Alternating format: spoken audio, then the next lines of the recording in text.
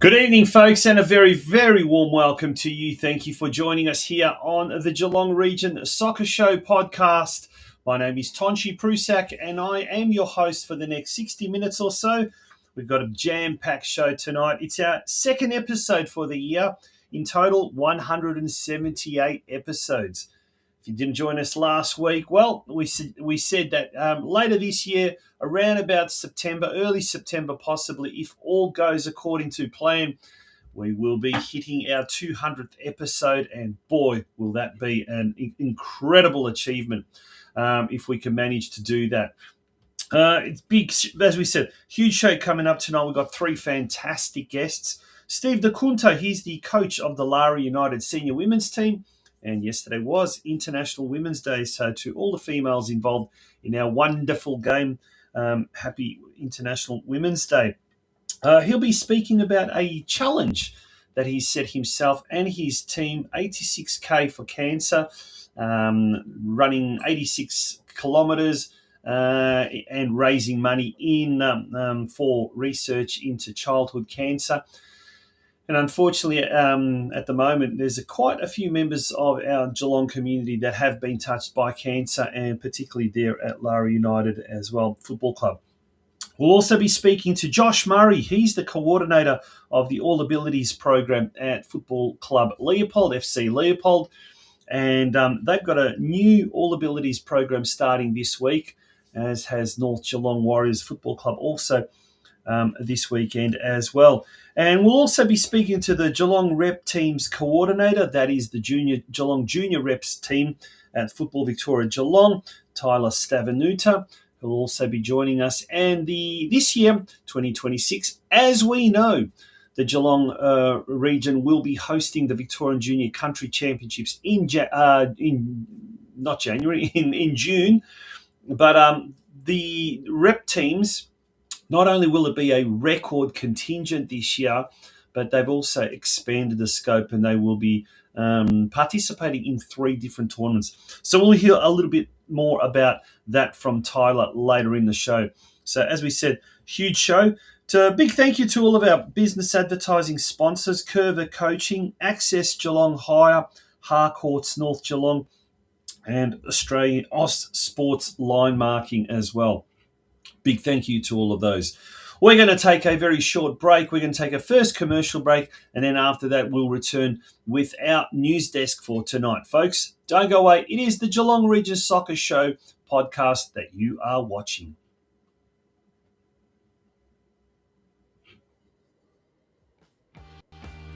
Aus Sports Line Marking is the Geelong Region's premier sports line marking service, servicing Greater Geelong, the Bellarine, Surf Coast and the Golden Plains Shire. Why choose Aus Sports Line Marking to mark out your sporting pitch? Well, we offer the following: professional, accurate sporting pitch line marking to competition standards, reliable service and clear communication, high quality paint and commercial grade equipment. We have experience working with many clubs, schools and councils in the region, and we are a local Geelong-based service.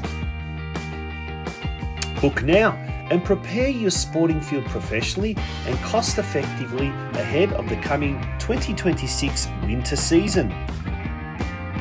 For more information, contact Steve from Aus Sports Line Marking Geelong on 04 08 395 395 or email us at aussportslinemarking@gmail.com.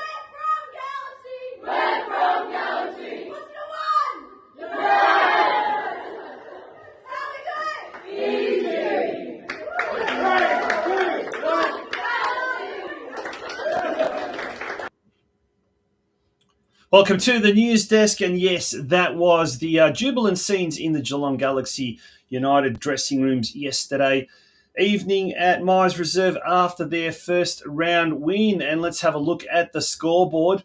Geelong Galaxy defeated Ringwood United courtesy of a lone goal by Layla Butler. And what a way to start the new season. We've actually got some footage of that goal courtesy of Geelong Galaxy United.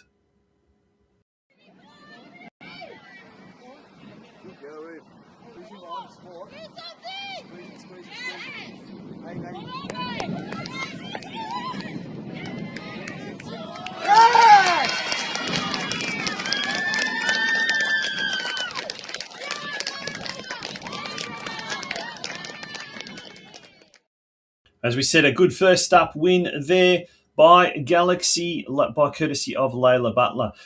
This weekend, a big game coming up at Myers Reserve. It's Galaxy who are taking on top team Clifton Hill. Well, by virtue of goal difference, Clifton Hill defeated Melbourne University 5-0, whereas Galaxy defeated Ringwood United 1-0. So hence the difference in the score, the goal difference there. But that game kicks off at 3 p.m. Myers Reserve this coming Sunday. In VPL 1 action, Men's Victorian Premier League 1 action, North Geelong suffered its first defeat of the season, going down to top side Northcote City 3-0 at John Cain Reserve last Friday evening. And as a result of that loss, North Geelong slips down to 5th position.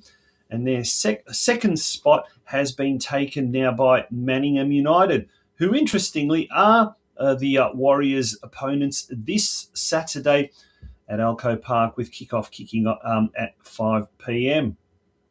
Also this weekend, we've got the round 3 of the Australia Cup, the Victorian qualifiers of the Australian Cup, which also doubles up as the Doherty Cup, the Victorian statewide competition.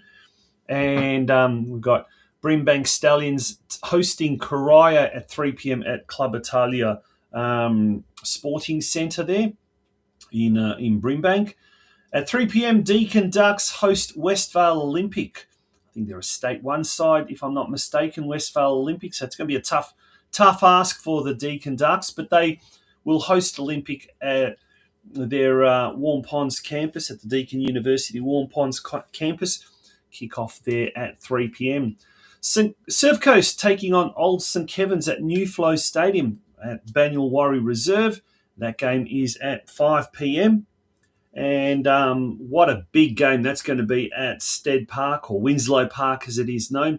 The big Macedonian derby, Geelong taking on Laylaw United, 2 State League 1 teams, sister clubs off the park, but on the park they will be a totally different sort of a kettle of fish.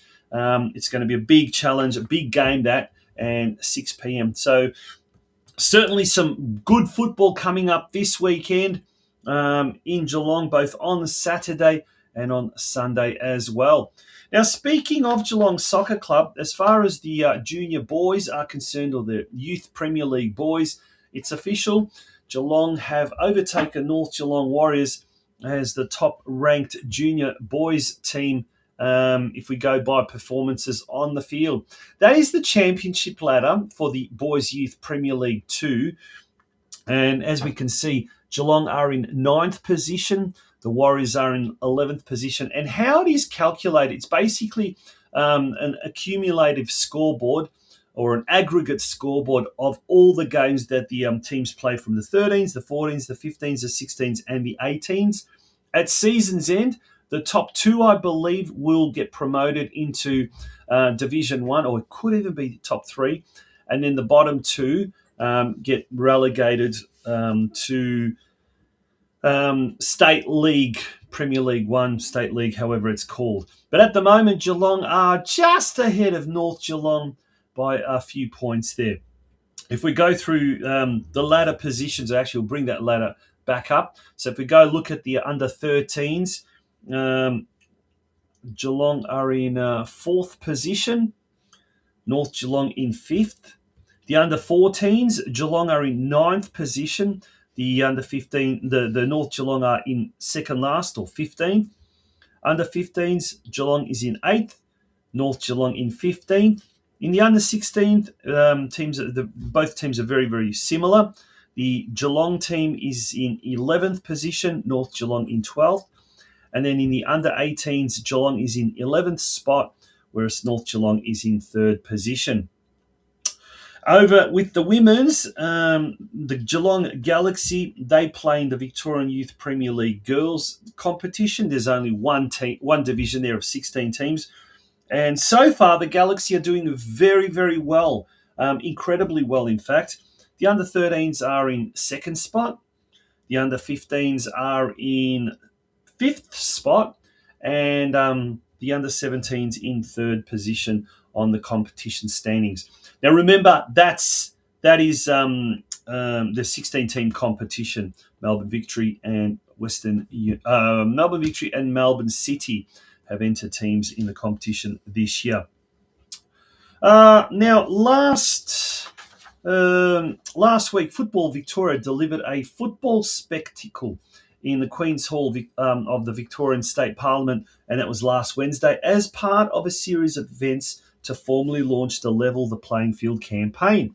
Now, the aim is to increase the quantity and quality of football facilities across the state to match current and future participation demand. Geelong was well represented with Mike McKinstry and the chair, and Robert Parmacciotti, the deputy chair of Football Victoria Geelong, promoting the need for our own regional facility together with adequate facilities for each club.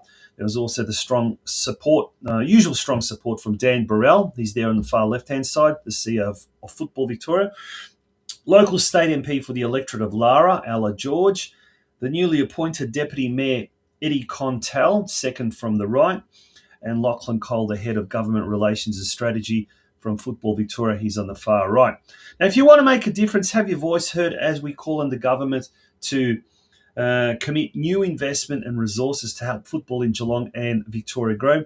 Football Victoria Geelong and the whole football community request your support by signing and sharing the Level the Playing Field parliamentary petition, which is now at ftbl.vc/LTPF petition.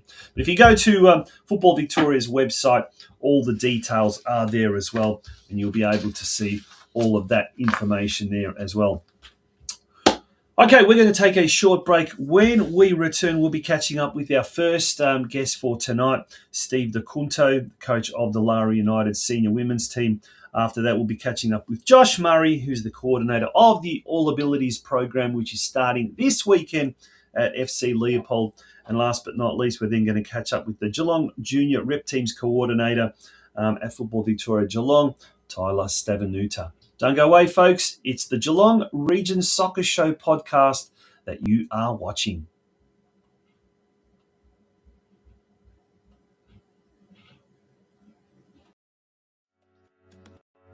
Affordable plus quality equals Geelong Access Hire.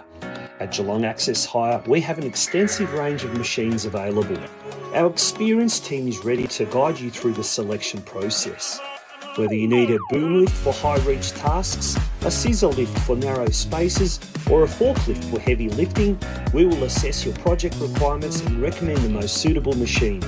Our personalised service ensures you get the right equipment for maximum efficiency and safety on the job site. And with our commitment to competitive pricing, it means that you will always get top quality machines without breaking the bank. From short-term rentals for immediate tasks to long-term solutions for ongoing projects, we've got you covered.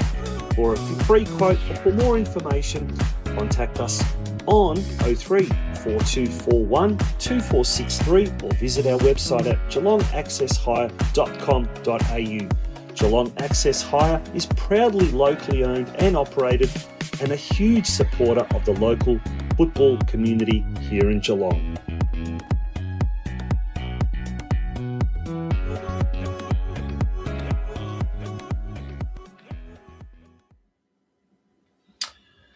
And welcome back to the Geelong Region Soccer Show podcast. Thank you very much for joining us tonight. And our football community is a close-knit community at times. Sometimes there's the rivalry all over the place. But look, when the proverbial hits the fan, when we're backs are against the wall, I think that's when it really shows the heart, the courage, the strength, the unity of our football community. And last year we did see it when a certain youngster by the name of Huxley Bond was diagnosed with cancer, childhood cancer. His father, Adrian Bond, well known in the Geelong football community through his role as general manager of Futsal Geelong, but also his playing days as well, and his involvement with the Deakin Ducks. Unfortunately, I guess, unfortunately, when I say this, over the last month, we've also heard about two people who are connected with the Lara United Football Club also having a direct, I guess, involvement or connection with the dreaded C disease. The Ower family is very, very well known at Lara United. Father Mark was a president for many years, and all three boys, Brad, Kieran and Lachlan, played at one stage or another. In fact, I think at one stage they all played together. Lachlan's only a young man. He's just 28 years of age. And just last month, he was diagnosed with stage 4 bowel cancer, which has spread to his liver and lymph nodes. His brother Kieran has organised a GoFundMe page there. So we do urge you to go on there. And if you know the Ower family or have been involved with Lara United or played against them even, do go on and help that cause. But another real tragic case has been the case of the Perez family. Jono Perez, well known around football circles, particularly up in the northern suburbs. His last involvement was coaching at Geelong Rangers. He's also been involved at Lara United. And I had the pleasure of co-commentating with Jono at Hume Reserve many, many years ago. Well, it wasn't many, but it was probably about 4 or 5 years ago, if not more. I think it was a Bell Park or Corio versus Geelong Rangers game. And look, he and wife Ashley have had a really hard time with their daughters Emmy and Alyssa, young girls, both being diagnosed with leukemia. After one had battled it, then the other one decided to join her sister, but not for the sort of things we'd like them sisters to join each other for. But they're also having a tough time, and Amanda Slade and Nicole Petran have organised a GoFundMe page as well for the two sisters and for the Perez family. Now, our next guest, he's also involved with Lara United. He's the coach of the senior women's team, and he's doing something. He's doing his bit to raise awareness for children's cancer and to also raise a little bit of funds as well. It's my absolute pleasure to welcome on the show Steve DeCunto, who we had last year, and he's the once again the coach of the Lara United senior women's team. Steve, how are you? Welcome to the Geelong Region Show. How are you, Tonchi? Thanks for having me on. Yeah, absolute pleasure. Now, look, we love talking to you. We love having you on the show for football reasons, but this is, I guess, probably more important than football. And even though was it Bill Shankly, the great Liverpool manager, said football is not a matter of life or death, it's more important than that. Very famous words. Yeah. In this case, I guess football is not the most important thing, but children's cancer, it's something that just lately has become more and more prominent. Unfortunately, there just seems to be so many more cases of it happening. But you're doing something rather concrete as far as raising awareness and also not just raising awareness about the children's cancer, but some of the institutions that are doing something about it and also some funds for it. Tell us a bit more about 86K for a cure. Yeah, look, to be honest, I sort of was scrolling online and on Facebook. I had a couple of friends last year do it that raised some money for 86K for a cure. It's just a fundraiser to bring awareness for the 86 children every month in Australia who get diagnosed with cancer. So we're just running a group like we do to do 86Ks and raise as much money as we physically can.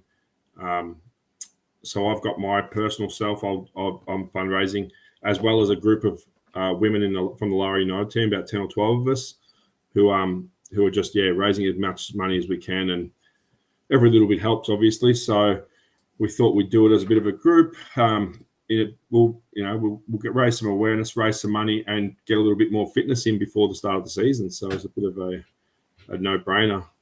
Yeah, no, that's a fantastic cause. Look, we're just right down the bottom now. We've got the details, and we'll keep running that scrolling it for a while, so you'll be able to get that web address. But it's www.ccia.org.au/fundraisers/Stephen DeCunto/86K for a cure. We'll mention some of that team because there's a very good team, and what a great idea. But we'll talk about that idea a little bit more as a pre-season. But Anne Siri Solte, Charlie Newell, Chelsea McMillan, Frankie Malesha Smith, who's at the moment looks like she's the front runner as far as funds raised, Grace Renner, Jasmine Naraghi, Kira DeCunto, Lucy Backer, and Natasha Matarazzo. Well done to all of those people involved, and well done to yourself, Steve. But I mean, it is a great cause. Of course, it's a fantastic cause. We talked about raising funds, and you're doing 86,000 meters or 86 kilometers. How are you doing it? I'm sure you're surely not doing it all in the one go, is it?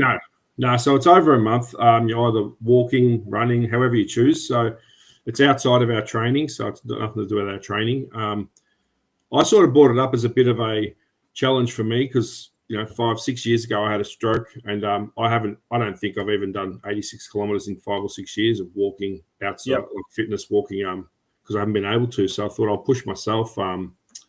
Spoke to my local GP. He's behind me. We'll give it a crack. And like so far, I've clocked over 20, maybe 24, 25 kilometers. So yeah. Have you lost weight, or have you had any injuries or anything like that? Not yet, but she's the body's sore, just not used to it. But it's worth it. Like, yeah, I've got the local GP who's watching closely. He's going to donate just a couple of dollars for every K that I do, and I've got a couple of people that are willing to do that. So that's pushing me a bit harder. I'm pretty lucky out this way. So I'm living out in Birregurra, so we sort of have a couple of people behind me on this one. And yeah, as I said, look, every dollar counts. So we sort of we set a modest $2,500 fundraiser we're hoping to get. We've already passed that. I think we're sitting on about $3,000 so far.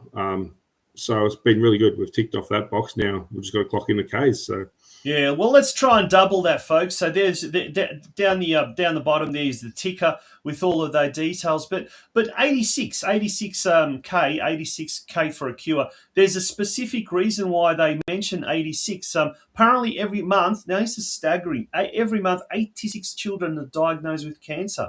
Yeah. And a lot of the time there's no known cause. And as we mentioned with the Perez sisters and with young Huxley Bond last year, it can strike anywhere, anytime, and for no apparent reason, as I just mentioned there. And that's when you think about it. 86 children, I guess that's in Australia, isn't it? Yeah. Diagnosed with cancer every month, Steve. Yeah, look, that's what sort of caught my eye. I'm sort of, I'm lucky enough to be where I'm at. I'm in my mid-40s, and yeah, just to have to deal with that. All my kids have grown up. Well, the youngest is 17 or 18, so I'm lucky to have passed most of that, but I couldn't imagine how someone's could go through it. It would be just really tough on any family and any child to hear that. And as I said, if a couple of dollars raised, a little bit of our time put in to do it, and if it can help in any way, well, that's great. So yeah, absolutely. Now, mate, you mentioned it's a good way of getting a few extra Ks in the legs of the ladies in the pre-season. How's that all coming along? You've been appointed the senior coach for the second year now. Is that right? Yeah. I took over the year before, but that was mid-season, so this is the second full year. So it'll be good. Yeah, it's good. Numbers are okay. Probably like every team, I think we could probably do with a couple more, because you've always got to be prepared for any injuries and unavailabilities. But overall, yeah, we're doing pretty well. We're having a bit of fun and just got to keep waiting until start of the season, which isn't until like Anzac Day. So yeah, a while away. Yeah, so end of April. Yeah, so still quite plenty of time. And we talked about this in last year as well. The way the league is structured. Obviously, last year there was the grading process, and some people were for it, some people were against it. I guess now that you kind of look back on it, and having had the benefit of the whole season, what did you think of last year's process? Oh, look, I'm not exactly a fan of the grading period. I think that we've done it for a few years now. It's time to just do relegation promotion. it's one of those things. Like, I won't lie. Personally, I'd probably write it off as a 4-week period where we'll use it more as practice matches and land where we land. Unfortunately, even with grading, if a team wants to go up to a higher division, there'll always be a team swap. They can do a last-minute change before season starts. But to be honest, I think it's not personally, I'm not a fan of it. I just feel like we can get the season started 4 weeks earlier if we just had it going, have an 18-week season rather than 14 weeks. It does seem like such a short season, isn't it? Like, it's a ridiculously short season. As it is, I think Football Victoria do it over 18 weeks, including a 2-week final series. So, I mean, just at its maximum, it's a very short season compared maybe to the state leagues, for example, or even the NPL. But has there been any talk structure-wise what the 2026 season is going to entail?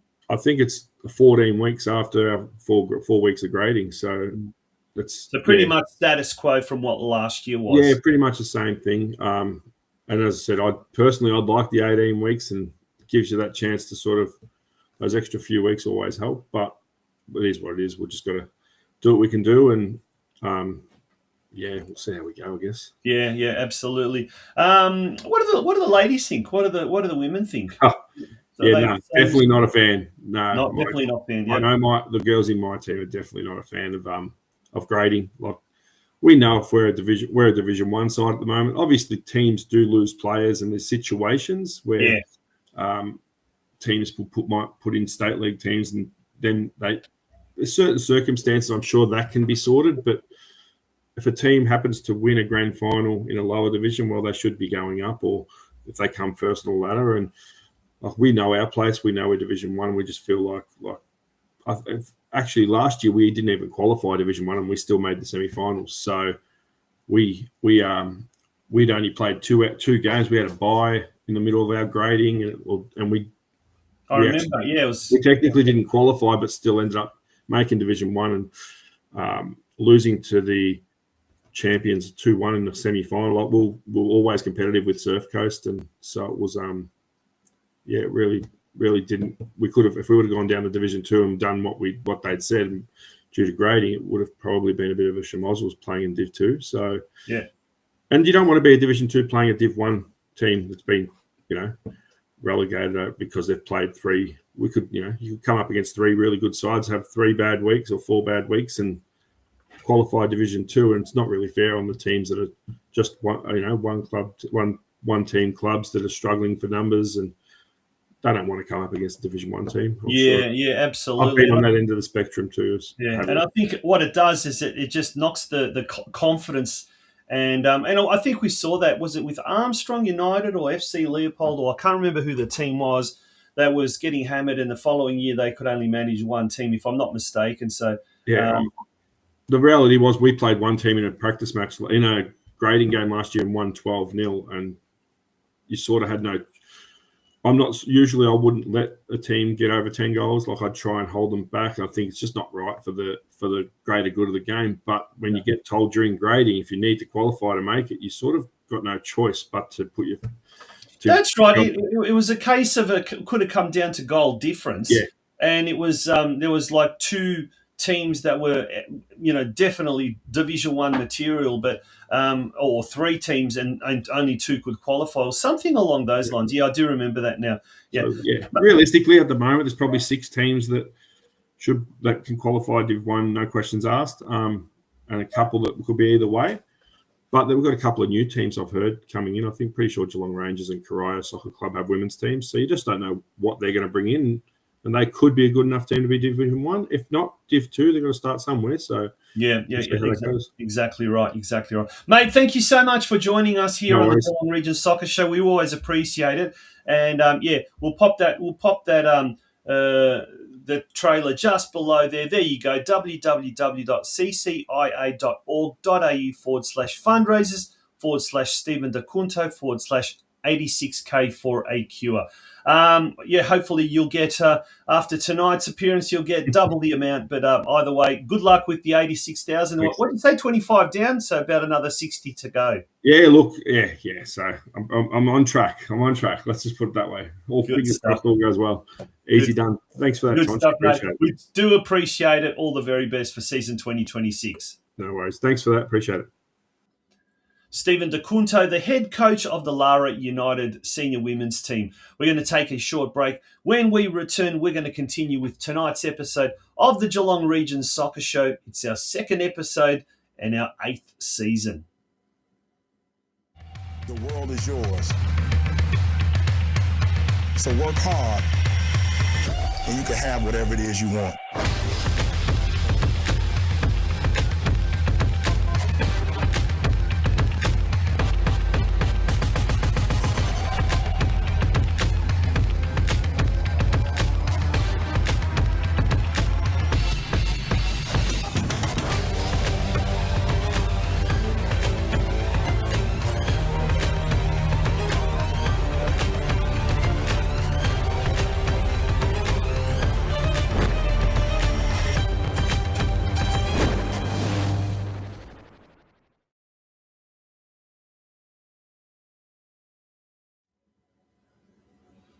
And welcome back to the Geelong Region Soccer Show podcast. It is an absolute pleasure to talk about our next topic, and we've had an opportunity to do so, I guess, off and on over the last few years, but all abilities football. We talk about how football, soccer is such an inclusive sport, and I don't think we go on enough about it. Everyone can play it, young, old, male, female, skillful, unskillful, social, professional, and also it's one of those sports where really one of the few sports people of all abilities can play it, regardless of what your limitation is, whether it's physical, whether it's anything else. It's just a sport that anyone can play at whatever level. And so my next guest talks about a new program that's being set up by one of the clubs in Geelong on the south side of the Barwon River, and the club that's always very close to my heart, I always say. FC Leopold, one of the youngest clubs, and Josh Murray from FC Leopold joins us on the Geelong Region Soccer Show. Josh, good evening. How are you?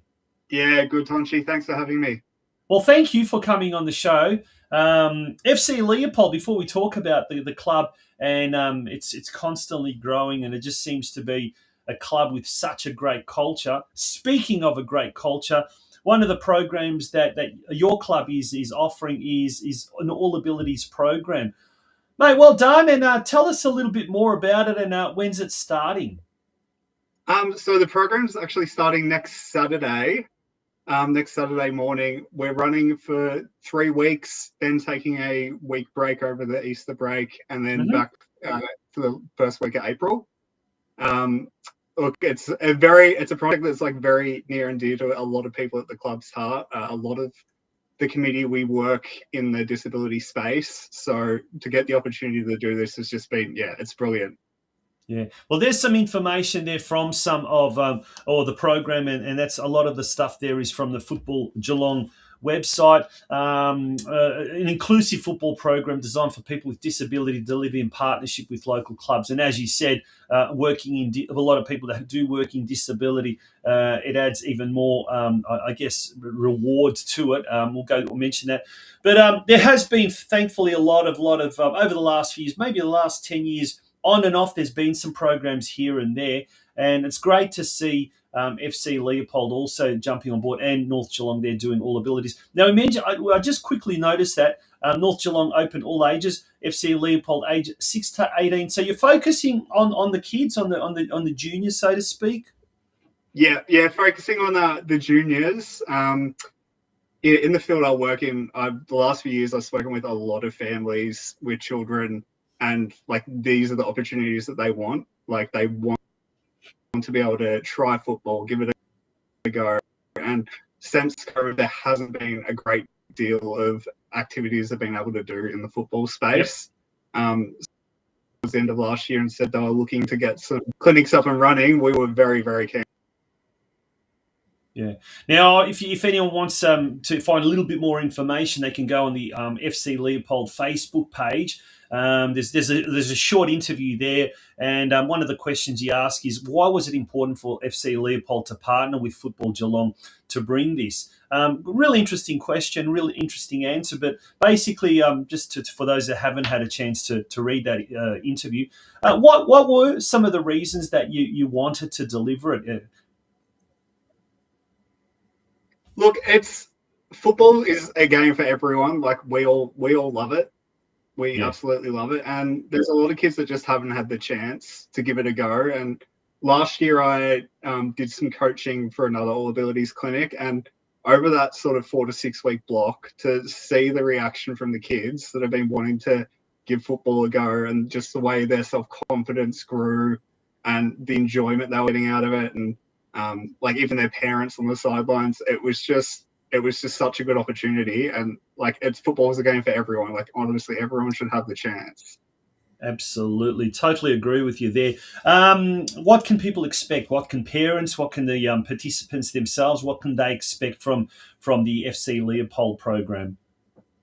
It's a very sort of fun, family-friendly, focused space. So I myself will be taking a lot of the coaching. I'll have another coach with me as well, just setting up, doing drills and fun activities, having some shots.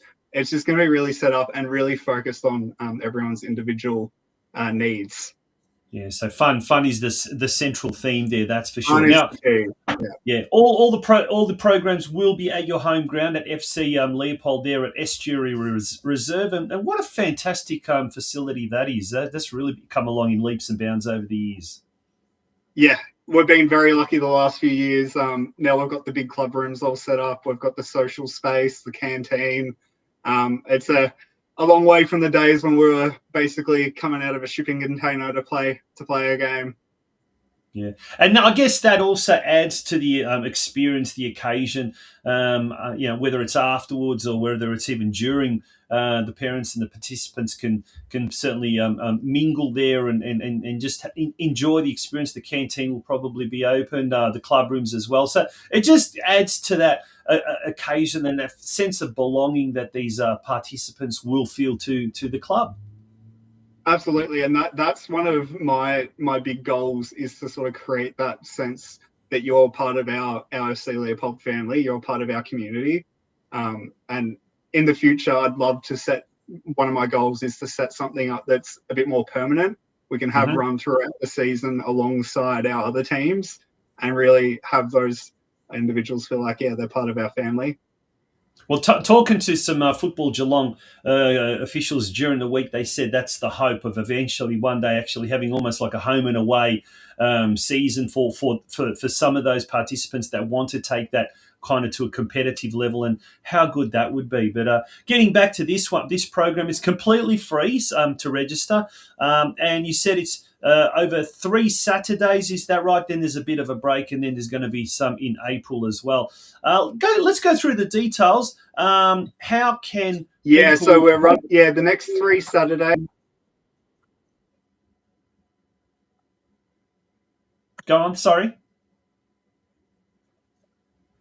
Sorry, you cut out lost there. Josh. Yeah. Down below, we've got the link there. So the link to the Jot form, if you just go to that, you can register for the All Abilities football program.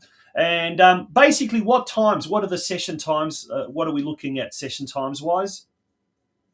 So we're looking between 9 and 10 a.m. So we'll do those 1 hour blocks. Yep. And we'll do that first 3 Saturdays in March, the week break for Easter, and then 1 week in April. Yeah, and all the sessions are on a Saturday morning. Is that right? Yeah. What happens if you have you got a limit, or have you got a capacity, and then you might look at having to either unfortunately turn people away or have a second session? Look, given the interest, we're just going to sort of see how many we can take. Okay. Yeah, I mean, we're going to, however many there are, we'll try and organise enough support to make sure there's enough volunteers helping out.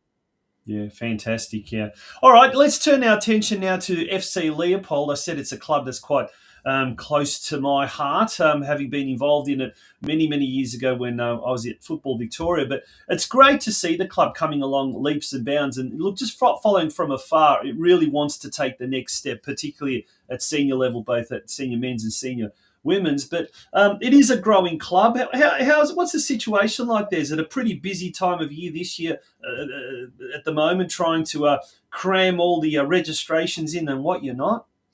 Oh, yeah, this time of year, it's getting registrations done, team selections, everything like that. It's the craziest time of the year. By the time the season starts, we're very happy that it's all in the back window. But basically, for us, the only limitation we've got at the moment is just our space. Like we're capped at all the age groups where we can be, because we're just off that one pitch. So it's just a bit of a game of Tetris, trying to figure out where we can fit everyone on a weekend. Now, I hear that from a lot of people, from a lot of clubs, and Estuary Reserve, fantastic facility. We've got that one soccer-specific ground, but next to it is the footy oval, which you were telling me off air you can use it as overflow. But problem is it doesn't have lights, and it's also subject to council bookings as well. How much of a problem is that at the moment? You kind of mentioned one of the fallouts is that you're capped in pretty much all of your age groups, yeah? Yeah, the limitation for us, like we've got one fantastic pitch. It's just been relaid. Turf's looking amazing. Drainage is perfect. But now we're at that point, every age group, juniors all the way through, we've got, big player wait list. It's just we don't have the ability to stand up any more teams, because when it comes to the weekend, we can't fit everyone in. What a shame that is. Now, look, you tell me, like those kids or the players that can't, that are on the wait list, are they lost to the sport? Do they end up not playing soccer at all, or do they maybe have to be kind of passed on to one of the neighbouring clubs and possibly then lost to FC Leopold? What's the situation with that at the moment? Look, we try to sort of direct people to other clubs. Like we don't want kids not to play at all. So if clubs are looking for people, we've got a little chat where we can sort of direct them to the clubs that are looking for more juniors. Yeah. In an ideal world, we'd be able to have them, playing for Leopold. Yeah, absolutely. I mean, and that is exactly what we'd want, I suppose. Mate, you've got your hands quite full. You're a player. You're a player coordinator on the committee. You're also the coach of the under-11s. Gosh, my good. And now you're obviously the All Abilities coordinator as well. How have you seen FC Leopold, the Greens, the mighty Greens? How have you seen that evolve? All right, we've talked about player numbers, and obviously it's at capacity at the moment, but club culture and just the club as a club, because it's only less than 10 years old. How have you seen it kind of evolve over the last few years that you've been involved in it? Look, it's one thing that I'm very proud of with the club is we started with very small roots. We didn't have many facilities, but we've kept a lot of the same crew around throughout those whole years. I think I joined in 2019, and there's a lot of the same guys around since that time, which has helped keep the culture pretty good.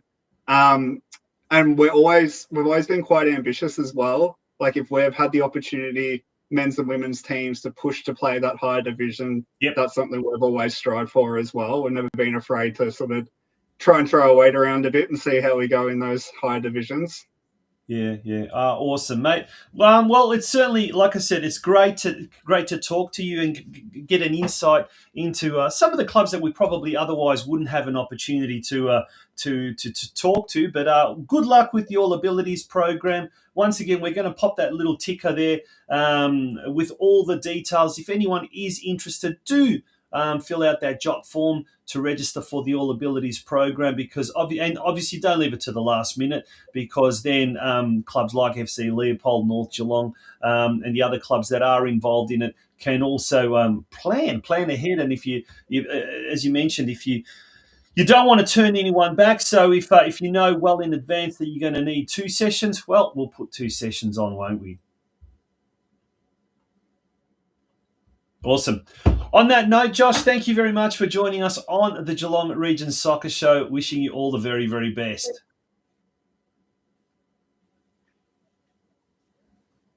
Looks like, unfortunately, bad technical glitches playing havoc there. We're going to take a very short break, and when we return, we're going to continue with tonight's episode of the Geelong Region Soccer Show podcast. Folks, don't go away.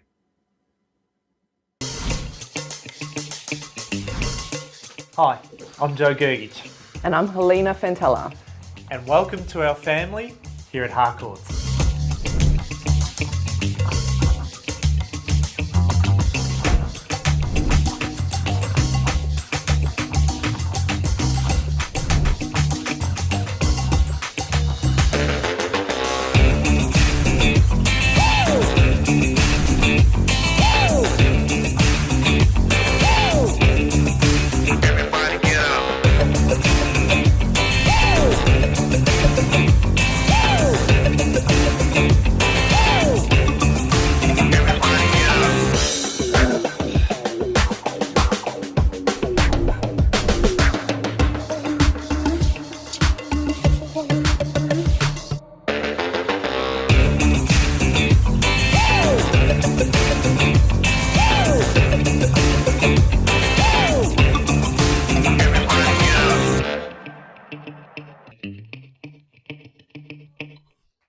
We've got Tyler Stavanuta. He's the coordinator of the Geelong Region Rep Squads for 2026. Tyler, firstly, how many players in total and teams in total have we got this year in the Victorian Junior Country Championships representing the Geelong region? Yeah, g'day Tonchi, and thanks for having us on today. This year we've got the largest program that we've had ever for our rep squad. So we're going to be sending through just under 200, so a total of 195 players across 14 different teams through to our reps program in 2026. Yeah.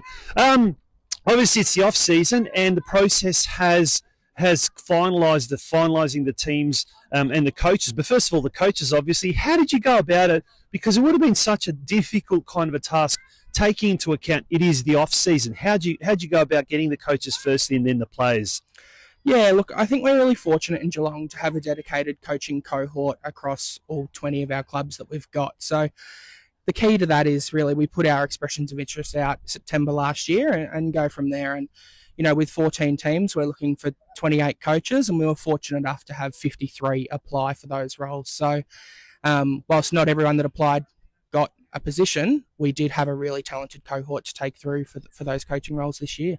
Yeah. Now, we're obviously seeing the NPL boys. There's Geelong and North Geelong. In the girls, it's Geelong Galaxy. But there's also now Metro teams or rep teams, if you like, with Surf Coast and North Geelong in CPL as well. Geelong Rangers with Metro A teams and things like that. Does that mean it's making it harder to get quality rep teams? Or is this now opening up opportunities for other kids? And we're starting to see some really, really good talent come through the ranks. Yeah, look, I think we've got a really broad depth of talent across Geelong, and that's why we're really fortunate that Football Victoria has restructured that junior boys advanced pathway this year. So they've really made it a club model as opposed to just being a team-specific item. And because of that, we've seen a lot of talented players come back into our community sides as well. And that's boosted the program. The talent that we've seen at trials this year has been astronomical. We've had over 750 kids trial for these squads, and you know, to take 195 through, the talent's certainly there. Yeah, 195 kids, a record, as you mentioned before. And it's obviously going to be held this year in Geelong in June. Must be a thrill for the players, for the coaches, and especially the parents not having to travel so far. Yeah, look, we're really fortunate that it's back in Geelong again. You know, having hosted only in 2022. We're loving the idea of not having to travel, being locally based, and I think that's really helped boost the program as well. It's going to help grow the teams knowing that they don't have to travel as far, given that we still go to Shepparton in October, but it's kind of that off-season period where people are happy to do that. And it's great for the local scene as well. So great for our sponsors to see how their business has an impact as well, but also great for our local councillors and politicians to see just how the impact the game has in Geelong. And you mentioned the politicians, and last week Football Victoria held a Level the Play football spectacular at State Parliament, and our region, of course, was represented. But getting back to the Geelong rep teams and the Junior Country Championships that are going to be held later this year in Geelong, how important is the success of that? But also, How important is it to portray to the politicians in the year of a state election the importance of us having a regional facility? Yeah, it's massive. Look, for these tournaments, every year we change locations and we go to a different regional centre, and we go to up to Albury and you see the new facility they've got up there. You go to Latrobe Valley and you see the new one that's just been built there, and that's finished construction later this year. Shepherd and Bendigo, they've all got them. Geelong's the only one that's missing out. So it'll really highlight the idea that, we can host these tournaments. We're having to host them across two different venues because our facilities and infrastructure just aren't there yet. And it will really help show the need that we have for a facility like this as well. Yeah, thanks, mate. Now, getting back to yourself personally, now, if anyone thinks for a moment Tyler Stevenuta's got a cushy job, they better think twice, because you're not responsible just for, coordinating the teams for the Victorian Junior Country Championships. It's now expanded to include 3 tournaments in total, year-round. It's almost a year-round commitment, isn't it? Yeah, so we've had a really big focus over the last 2 years of building the program out to be more than just the country championships. I guess we identified the talent and the experience that we want the players to get out of it. We were sort of going for 6 to 8 weeks, and then it was falling off, and we were going, okay, what's next? And how do we grow that, and how do we build that out? And so we thought, okay, let's start to add some more in. And we're at the point now in 2026 where all 14 of our squads will be going to 3 tournaments. So we've got one coming up in April, which is also in Geelong, the country champs over the King's birthday weekend, and then Shep Cup in October as well. So really building it out to a full year-long program instead of just a 6-week tournament kind of structure. How good is that? That is absolutely fantastic. And do you think maybe that's one of the reasons why we've had such a massive interest in the trials? What did you say, 700 plus kids wanting to trial for those 14 teams? That's astounding. Yeah, look, I think it is, but I think it's also a credit to the players and the coaches that we've had come through in the years before, and the experience that they've had and how they've shared that across the region too. Like I said earlier, we're really, really lucky in Geelong to have a talented cohort of coaches, not only in the program but also at our local clubs, and the experience that these kids are getting by coming and getting to train under a new coach and getting different guidance. That's something that you don't get everywhere, and the parents love it, the kids love it, and we think that that's what's helping build the program out. Yeah. Now, mate, you have a lot to do with junior teams. You have a lot to do with the parents and what you're not, particularly at community level. And look, obviously at the moment we're in the midst of the Women's Asian Cup. We've got the Men's World Cup happening later this year. And tradition usually suggests that after these big tournaments, we're going to have a massive influx of interest for our game. Is that is that the sort of pulse on the ground that you're kind of getting, the vibe that we're in for a lot of football this year? And yeah, definitely. I don't think it's going away anytime soon, that's for sure. And the more programs and the more football we offer, the more uptake we see. So there's no shortage of players or parents, coaches that want to get involved. They're there, they want to do it. It's just about capacity and what we can offer as a region. And, being involved with Football Geelong as well, we see firsthand, we've got clubs that are closing registrations in January because they're just at capacity. We just don't have the facilities across our region to cater to the number of players or people that want to play our game. And ultimately, we're having to turn them away or send kids from Torquay up to Drysdale to play because there's no space left. But what fundamentally do you think is the problem facing Geelong soccer, Geelong football at the moment, apart from facilities, which is obviously the main one? Is it not enough coaches or not enough quality coaches? You mentioned clubs are at capacity, so do we need more clubs? Is that something else that we need as well, or is there something else that we kind of have to look at, programs outside the conventional style of programs? What do you think is the biggest problem stunting Geelong, the growth of football in Geelong?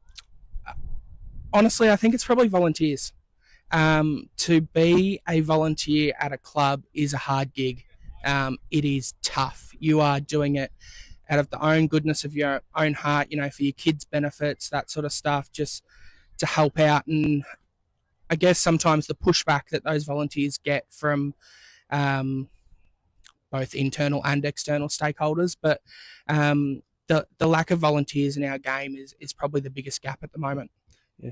And mate, what's next? Squad lists are going to be announced fairly soon, and then, as you mentioned, preparations for the tournaments in April. Is that the Western United Cup? Is it? Yeah, so we've got the West United Cup on the 10th to the 12th of April here in Geelong.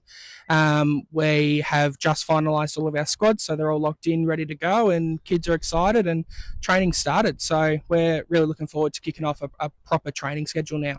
Well, mate, it looks like 2026 is going to be a bumper year. We say it every year, and every year it lives up to expectations. Wishing you all the very best with the rep teams, with all of the teams, and we certainly hope on and off the field things go smoothly in 2026. Awesome. Thanks, Tonchi. Appreciate your support.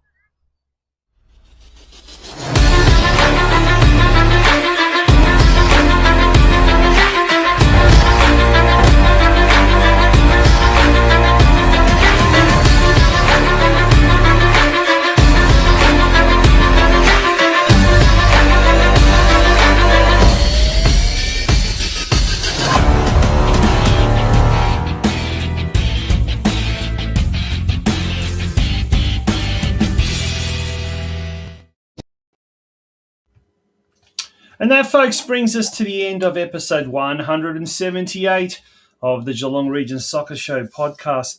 Now, before we do go, just last week, a huge amount of people tuned into our season opening episode of the podcast. We had, just on our Facebook page alone, our official Geelong Region Soccer News Facebook page, we had more than 3,500 views of all of our podcast-related posts. In fact, it was about 3,700. So when we take into account all of our other Facebook platforms, YouTube, LinkedIn, X, Instagram, all of those as well, all of our social media platforms, we hit well over 5,000 views, which is a credit to you all, and thank you for tuning in last week. We hope you enjoyed tonight's episode. Next week, we've got the first of our club-sponsored episodes coming up. Geelong Galaxy United have started the season very well with a win last week. They come up against the equal top side, Clifton Hill, next Sunday up at Myers Reserve. I'll be up there catching up with Aaron Petman, the president, who, by the way, must hold some sort of a record. Has been the president of 2 different clubs. He was a former president at Lara United.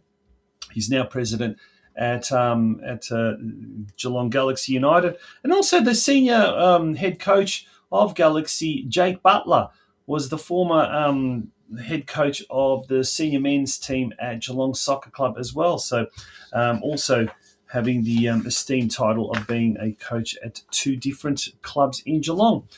Until next Monday night, folks, thank you very much once again for joining us on the Geelong Region Soccer Show. It's been a pleasure having you on board. We look forward to your company again next Monday night. Bye-bye.